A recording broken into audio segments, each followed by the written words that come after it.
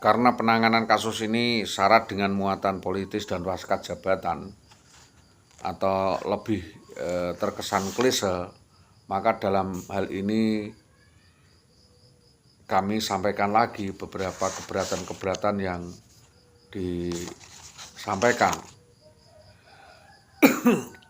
bahwa kita berhadapan dengan Dinas Pendidikan itu rupanya bahwa Saudara Sutopo pernah berjanji akan melakukan resolusi ini pasca perceraian.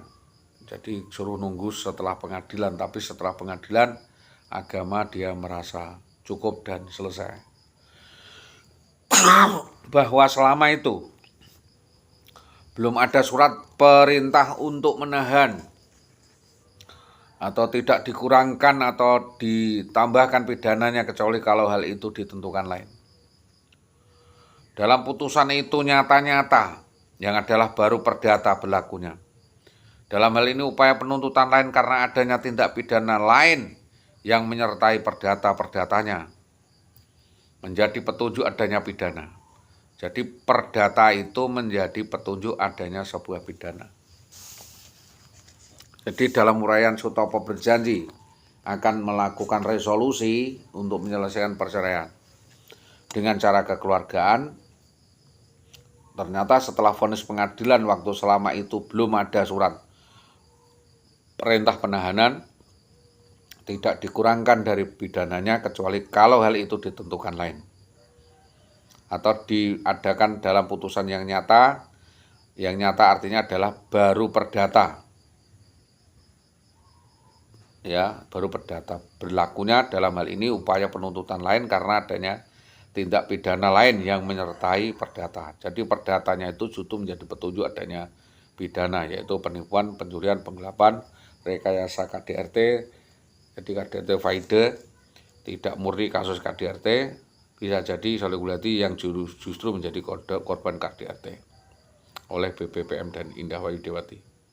Dalam hal ini hakim dianggap tidak cakap, tidak berkuasa memecat seseorang pegawai negeri dari keterangan jabatannya apabila di dalam peraturan lain mengatur ditujukan kepada pejabat lain yang semata-mata alasannya terlibat kuat berkuasa melakukan pemecatan.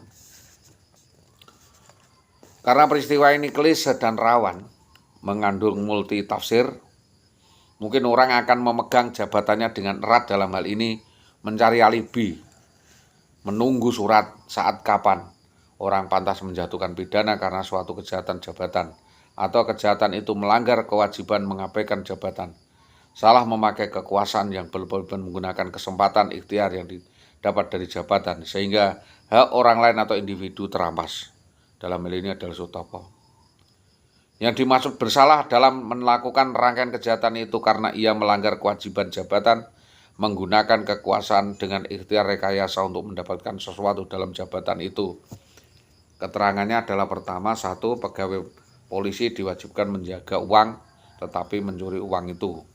Contoh misalnya. 2. Pegawai polisi melakukan pembunuhan pasal 340 dengan memakai senjata api dinasnya walaupun itu kewenangannya. Kekuasaan di atasnya dapat mencabut kekuasaan di bawahnya. Begitu juga kekuasaan di bawahnya bisa mencabut kekuasaan di atasnya.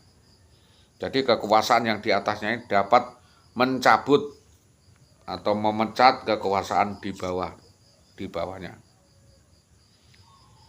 Jadi dia punya kewenangan. Artinya kalau salah memakai kewenangan tidak ya pada koridornya aturannya karena semua sudah diatur undang-undang. Selanjutnya bahwa pencabutan hak atau kuasa wali tidak boleh dilakukan secara sewenang-wenang dengan cara persekusi dan sebagainya. Mencabut seenaknya karena sudah diatur oleh undang-undang hukum sipil, yaitu pencabutan hak sebagaimana tersebut dalam pasal ini tidak boleh dilakukan terhadap pribadi atau golongan yang tunduk pada hukum sipil. Jadi kalau sipil ya pakai hukum sipil KUHP-nya. Polisinya harus taat dengan hukum sipil, membaca undang-undang lagi. Keadaan yang serba tidak tentu, yang dimaksud adalah pengalaman seseorang yang tidak menghilangkan kebebasan karena kebebasan itu adalah kesadaran diri sendiri dalam keadaan tertentu. Jadi putusan tindakan otonomi dependen itu mengandung konsekuensi dalam keadaan tertentu karena desaan, kalap, keterpaksaan, dan tidak terbatas atau membela diri.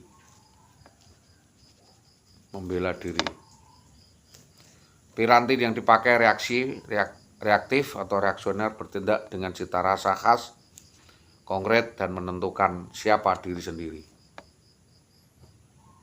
Jadi menunjukkan identitas.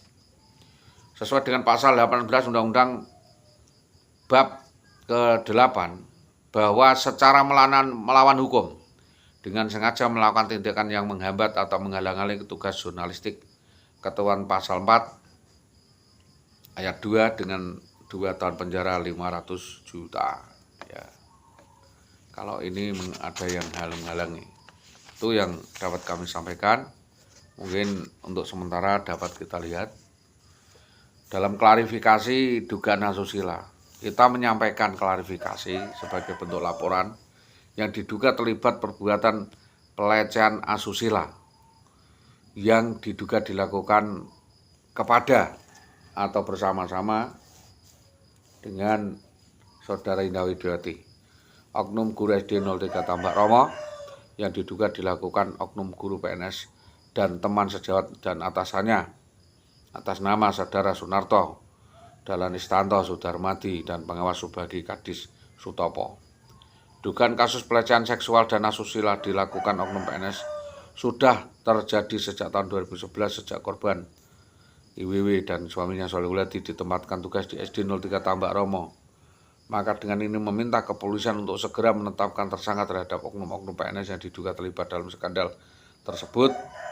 Adanya dugaan permufakatan jahat kepada yang bersangkutan bersama IWW dan para saksi agar segera dipanggil secara wajar, objektif, dijerat pasal di atas 5 tahun karena salah dalam melakukan jabatan. Banyak unsur-unsur yang perlu diselidiki. Kita juga menyampaikan kepada Sekretaris Daerah Pati, Sekda, yang intinya juga sama, yaitu melaporkan pelanggaran jabatan norma etika sebagai PNS, diantaranya melakukan rekayasa KDRT faedah dalam rumah tangganya, meninggalkan rumah dengan sengaja, dengan cara tidak hormat, dengan cara kriminal bersama-sama dengan orang lain mulai 2010. Diduga melakukan penipuan, pencurian, penggelapan, dan pemalaan sesuai dengan laporan polisi. Yang ketiga, banyak melakukan duplikasi, pemalsuan, dan penipuan, pencurian barang dan benda-benda berharga milik korban. Yang keempat, dalam melakukan perbuatan asosial maupun perkawinan gendak atau hidup di luar nikah, perselingkuhan masif dengan rekan kerja dan atasannya, dan membuat status perkawinan tidak jelas serta statusnya tidak jelas. Yang kelima, hidup secara suka-suka atau bebas nomaden tanpa aturan dengan lingkungan masyarakat dan berlari dari tanggung jawabnya sebagai anggota keluarga dan masyarakat yang baik. Yang keenam, adalah melakukan penelantaran masif atau pembiaran dengan suaminya kepada suaminya berturut-turut selama hampir 15 tahun berjalan, sedangkan suaminya dalam keadaan sakit, lemah, dan membutuhkan pertolongan. Yang ketujuh adalah Saudari W melakukan serangkaian fitnah, penipuan, provokasi kepada warga, keluarga, dan mengkriminalisasi seseorang. Yang kedelapan, melakukan perceraian sepihak tanpa persetujuan, mencemarkan nama korp organisasi PNS sebagaimana dalam laporan. Ini sudah kita sampaikan semua dalam bentuk draft, ya. Dan kami juga menyampaikan ini sebagai pantauan atau kontrol sosial. Demikian apa yang dapat kami sampaikan. Atas kerjasama yang baik dari semua pihak, kita sampaikan terima kasih sebagai data. Nanti perkembangannya kita lihat saja bagaimana penanganan kepolisian dan penyelidikan kepolisian. Juga tidak ada suatu hal yang bertentangan dengan peraturan negara dan pemerintah. Demikian apa yang dapat kami sampaikan. Atas perhatiannya disampaikan terima kasih. Selamat pagi. Assalamualaikum warahmatullahi wabarakatuh.